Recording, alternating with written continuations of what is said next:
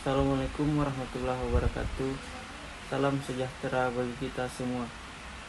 Pertama-tama marilah kita memanjatkan segala puji dan puji syukur kepada Tuhan Yang Maha Esa, karena atas berkat rahmat dan hidayahnya lah sehingga kami dari kelompok 2 dapat menyelesaikan tugas kelompok kami, yaitu teori belajar konstruktivisme. Dan selanjutnya saya sebagai moderator akan memperkenalkan nama anggota dari kelompok 2. Yang pertama yaitu Nur Wahyuni Jamal, yang kedua Nurdiana, yang ketiga Widya, yang keempat Zulfani Rahmadini, yang kelima Nasrullah atau saya sendiri, yang keenam Hedir, dan yang ketujuh Syahrul Ramadan. Dan untuk pembacaan materi mengenai teori belajar konstruktivisme, saya akan mempersilakan definisi konstruktivisme. Konstruktivisme merupakan sebuah teori yang sifatnya membangun dari segi kemampuan, pemahaman dalam proses pembelajaran. Sebab dengan memiliki sifat membangun maka dapat diharapkan keaktifan daripada siswa akan meningkat kecerdasannya. Pembelajaran konstruktivistik adalah suatu proses belajar di mana pengetahuan siswa selama proses pembelajaran itu merupakan hasil bentukan siswa sendiri. Baik, adapun pengertian konstruktivisme menurut para ahli, yang pertama yaitu Piaget, salah satu teori atau pandangan yang sangat terkenal berkaitan dengan teori belajar konstruktivisme adalah teori perkembangan mental Piaget. Teori ini biasa juga disebut teori perkembangan intelektual atau perkembangan kognitif. Yang kedua yaitu Hill. Menurut Hill, konstruktivisme merupakan bagaimana menghasilkan sesuatu dari apa yang dipelajarinya.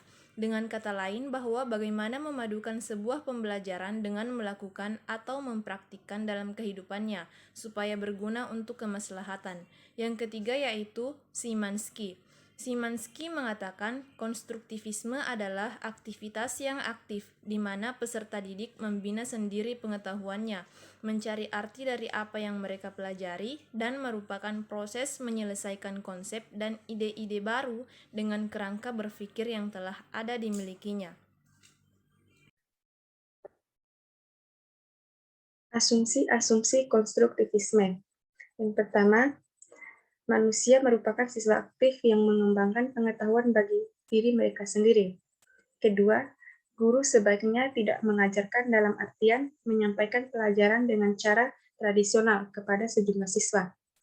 Selanjutnya, perspektif-perspektif dalam konstruktivisme, yaitu yang pertama, konstruktivisme exogenous, di mana mengacu pada pemikiran bahwa penguasaan pengetahuan merepresentasikan sebuah konstruksi ulang dari struktur-struktur yang berbeda dalam dunia eksternal. Yang kedua, konstruktivisme endogenous, menekankan pada koordinasi tindakan-tindakan yang sebelumnya, bukan secara langsung dari informasi lingkungan. Karena itu, pengetahuan bukanlah cerminan dari dunia luar yang diperoleh melalui pengalaman-pengalaman, pengajaran, atau interaksi sosial. Ketiga, konstruktivisme dialektikal, berpendapat bahwa pengetahuan tidak hanya dapat diperoleh melalui sekolah, akan tetapi bisa juga didapatkan melalui saling berinteraksi sesama teman, guru, tetangga, dan bahkan lingkungan sekitar kita. Selain itu juga, interpretasinya tidak terikat dengan dunia luar. Materi selanjutnya adalah kelebihan dan kekurangan dari teori belajar konstruktivisme. Yang pertama adalah kelebihan.